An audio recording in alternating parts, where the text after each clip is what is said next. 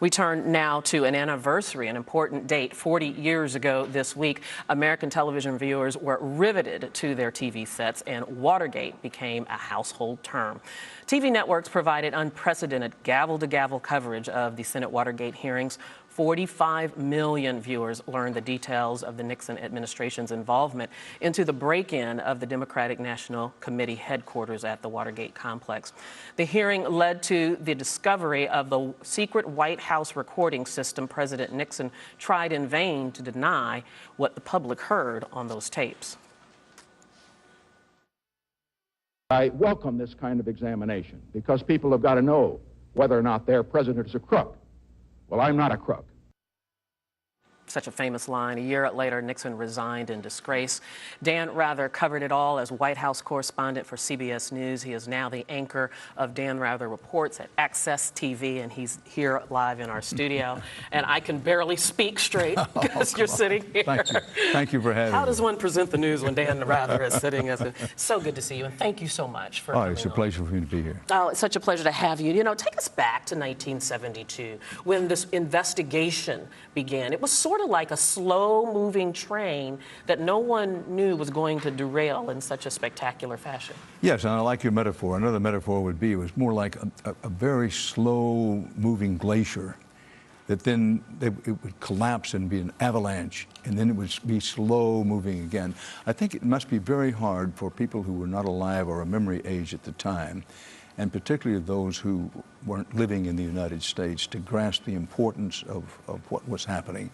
But one way to frame it, it was a constitutional crisis for the United States, the likes of which we had not really had since the preceding century, the 19th century.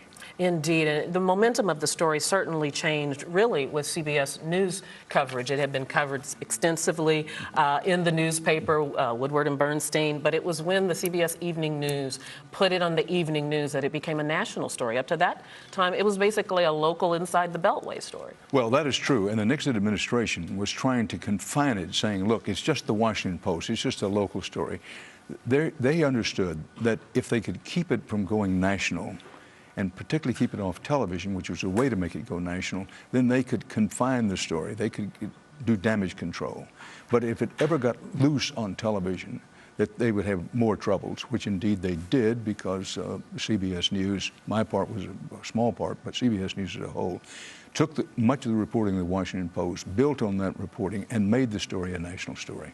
And it's really amazing. I know that news organizations felt pressure, as I've read in your telling in your book, as well as other historical tellings of the events of that time. The White House exerted pressure on news organizations to either downplay or not cover it. But you were also criticized even amongst colleagues for being so determined. That's true, because get the picture. It turned out this was Watergate is shorthand for a widespread criminal conspiracy which was led by the President of the United States himself. It's still difficult to say it. And more than 40 people eventually did hard time, were convicted, became convicted felons. That's what we're dealing with. Now, in the early stages, that was not clear. So therefore, there was a lot of controversy, people saying, well, it's just CBS is off on their own too. And there were people within CBS News who said, Dan Rather is the White House correspondent and others, they're going to take the network down because no president of the United States would be involved in a criminal conspiracy. Fortunately or unfortunately, depending on your point of view, I think it was fortunately the story got exposed. But it was very controversial. One tends to forget, Richard Nixon was a very popular president before all this started, and he won the 1972 election by a very wide margin. And what irony, it's ironic and tragic almost to Grecian proportions that having won a tremendous second-term re-election victory, that he became the only president ever to resign the office, and resign it in disgrace as the leader of a widespread criminal conspiracy. Can you describe the turmoil that you felt as a journalist, as an American citizen, as you learned more and more about the scandal and the corruption and the attempt to cover it up? Well, Ken, remember, I'm an American, born here, raised here, love my country. You never met anybody who had more respect for the office of the presidency of the United States than I did. When this story first started, not only did I believe that it probably wasn't true that it reached into the Oval Office of the president himself, but I was hoping against hope that it didn't. But the facts that we began to uncover began to shout, yes, the president himself was probably involved, and then eventually there was no doubt that he was involved. And you, as well as a number of other journalists, ended up on a so-called enemies list of the White House and the Nixon administration, and so there was not much love lost between you and Nixon. I want to show a piece of video that has become iconic, where you're asking President Nixon a question, but this is about a year or so later, I think, after the investigation starts, where you try to ask the question, and there's a little back and forth that becomes kind of controversial. Let's take a look at it, and then we'll talk about it. Thank you, Mr. President. Dan Rather with CBS News.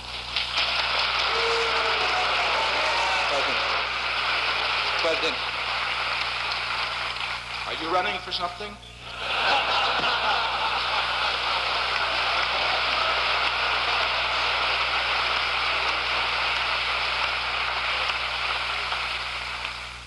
No, sir, Mr. President, are you?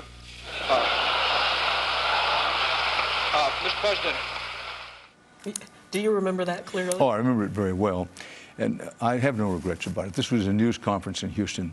The noose was tightening around President Nixon, and it was increasingly difficult for him to deny the facts that the special prosecutor was turning out. That was the background. He was trying to throw the questioner. He used this technique, try to throw you a little off balance by making some remark, and after all, he's the president. What I wanted to do, all I wanted to do was get to the question. Nobody remembers the question, which was basically, why are you lying? It was put a little more gently than that, but nobody remembers the question. I only remember the byplay. But, you know, things by that point had reached a crisis.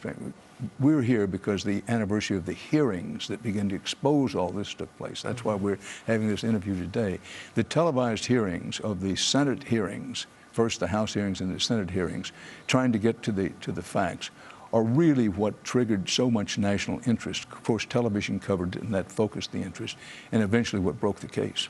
Indeed, and speaking of those hearings and the fact that it was televised, and it kind of opened the curtain behind the machine of how the government works, and for many Americans that was the first time they'd ever seen anything like that. How did it change America as a society, and how did it change covering politics? Well, as to how it changed America, I think it did make Americans more skeptical about people in power and more willing to question power than they had been before. Now, how it affected politics, the ramifications of the Watergate crimes, I think still reverberate through American politics. You can hear it this week, if you will, in the questions about the Internal Revenue Service and how it was targeting so-called, quote, conservative groups. Remember that during the Watergate period, one of the crimes of Watergate was the President of the United States himself ordering tax investigations into opponents, including journalists, ordering break-ins of people's homes. I mean, it's almost incredible to imagine this American president ordering break-ins into people's homes, including journalists, that the president himself was doing that. So it still affects politics because today it is, we must never let this happen again. So a lot of what you hear from politicians on either side is, don't forget the Nixon period, don't forget the Watergate period. We don't want to go back to that. And yet, and here we are in this day and age, it seems that Congress has become hearings happy. There's a hearing about everything. There's 3 different ones going on right now around the IRS scandal, as well as a plethora of others. A hearing to question the CEO of Apple about where they spend their money and how much tax that they're paying. Have we learned the lessons? Have they sustained? No, I don't think we've learned the lesson in the sense that Congress in many ways have learned the wrong lesson. Because the Watergate hearings became a high-water mark in American politics, if you will. Ever since then, we've had many more hearings than we ever had before. Every politician looking to get his face on television at night calls for a hearing. And you're quite right. We're hearings happy. We're to the point that Congress is almost hamstrung because it's so busy having hearings that it can't get any legislation passed. Indeed, indeed. It really is kind of interesting. I know that you are now, you're still doing reporting at Access TV. Tell me a little bit about that. And of course, I can't have you on and talk to you and not sort of bring up your storied tenure at CBS. Have you made peace with how things ended there, and what are some of your continued goals? Yes, I've certainly moved on from the time that I left CBS News. I was at CBS News for 44 years. Most of the time was terrific for me, and I hope for them. It didn't end well, but it's been 8, 9 years ago. I've moved on. I now am doing the kind of work that, frankly, I think I'm best suited to do, investigative work, which is what we do on Access TV. And I'm very proud to be there. The CBS time is long since behind me.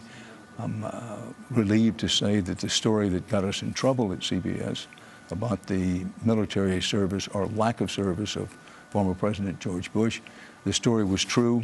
It's the story that, in the end, got me out of CBS News. But, you know, life goes that way sometimes. It does sometimes go that way. But tell me about what you're working on at Access TV. Well, we specialize in deep digging investigative reports. Right now, we're in the midst of doing a report on immigration. What are the chances for immigration reform legislation passing, how that might take shape, and how it will affect people on both sides of the border.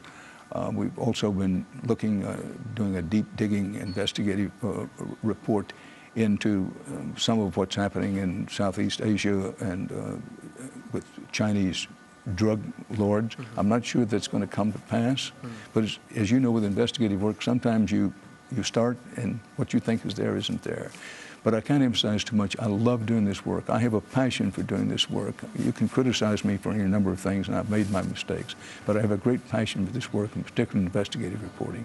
Well, yeah, you've certainly been a hero and a giant in this profession. Well, I can't tell you how honored I am to have this chance to speak with you. Thank you very much. Thank you so much. Thank you so much. Appreciate it. Wish you all the best. Thanks a lot. And this is Arise America.